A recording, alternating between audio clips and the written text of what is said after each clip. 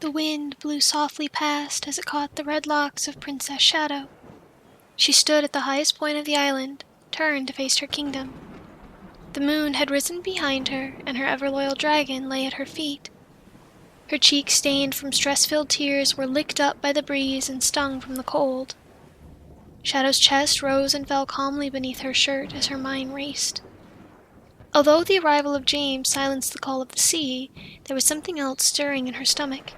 An eel swimming circles ready to latch onto her throat and drown her on the spot.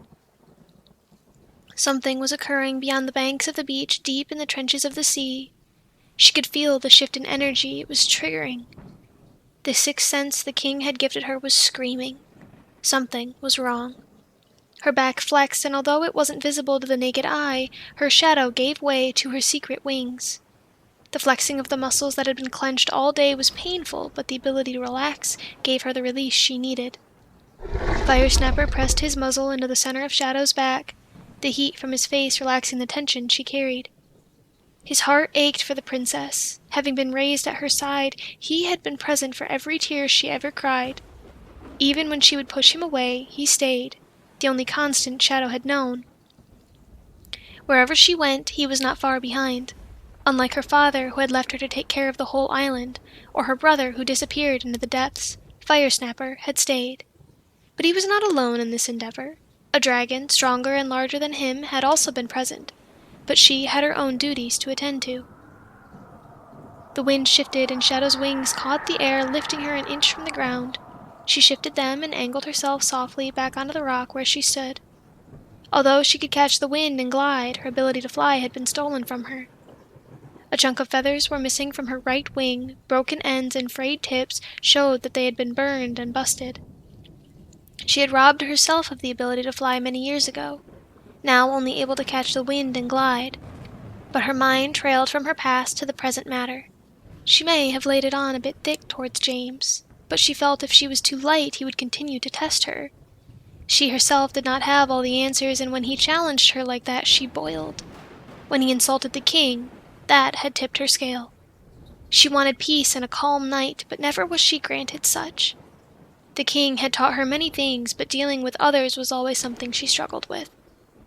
Many nights she would question why he had given her such a kind heart and bestowed the responsibility of the island to her. His response was always the same. "You take care of your heart. I trust you will take care of others." Her thoughts always wandered back to her father and when he would return.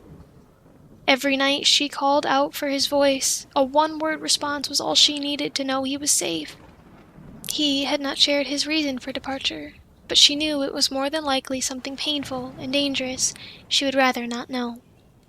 A rumbling of thunder caught her ears. She realized the storm had been closer tonight than it had been before. Shortly after James arrived on the beach, it had returned back to its normal distance from the island. It may have been testing Shadow, or simply holding on to something inside of James. When he arrived, she had noticed many things. He was wet, and drenched from head to toe in salty water, which one would assume is normal for people who struggled through the storm. But the salt of the sea often left their clothes a few moments after coming to. For James, it was different. It stayed. It stung her eyes when she looked into him. It was a new sensation.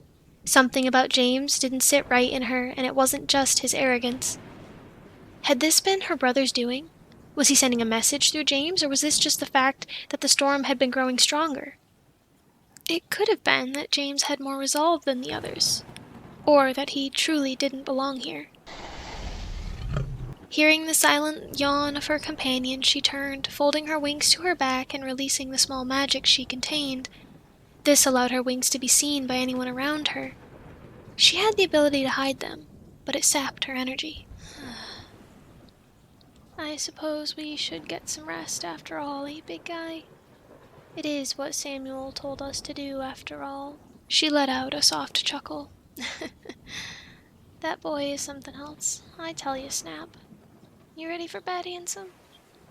she asked as he lifted his head and faced her and made a small grumble. She approached and he closed his eyes as she embraced his large muzzle. They shared in a quiet moment of love and trust as he supported her small weight on his face. Feeling the warmth and the ability to not have to perform or lead when with Fire Snapper, her body gave way to the weight of sleep. He felt her continue to relax and gently pulled away. She made her way to her place on his back. He waited until she was situated between his shoulders before he stood slowly and unfolded his own wings. Shadow lay limp against his body, and her wings tickled his sides. He could feel her heart rate begin to slow as he carefully took steps forward, mindful of her body against his own. The moon was high in the sky, and the kingdom was speckled in lantern lights and late-night travelers traversing from the tavern to their homes. They appeared as fireflies dancing about in the dark. Fire Snapper gently lifted in the air from the peak they had perched themselves on. Hearing the flapping, a few lifted their eyes to him but paid no mind when they realized who was flying above.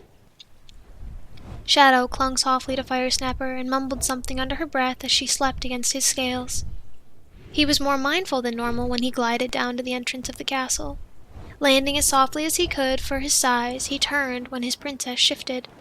Letting out a soft grumble, he nudged her arm that had fallen and let out a breath of warm air from his nose as her eyes fluttered open. She hummed curious, but quickly her eyes closed yet again and she drifted into a daze. Fire Snapper turned back to the castle and held his wings tightly to his body. This place was not made for a dragon of his size, and he was the reason breakable things were not placed in its walls. As he tracked the castle, he arrived at the princess's room, and awoke her again with some soft grunts and grumbles. She slid from his back quietly and made her way inside. As she did, the lanterns lit themselves and she moved to her window, opening it weakly and slumping to her mattress.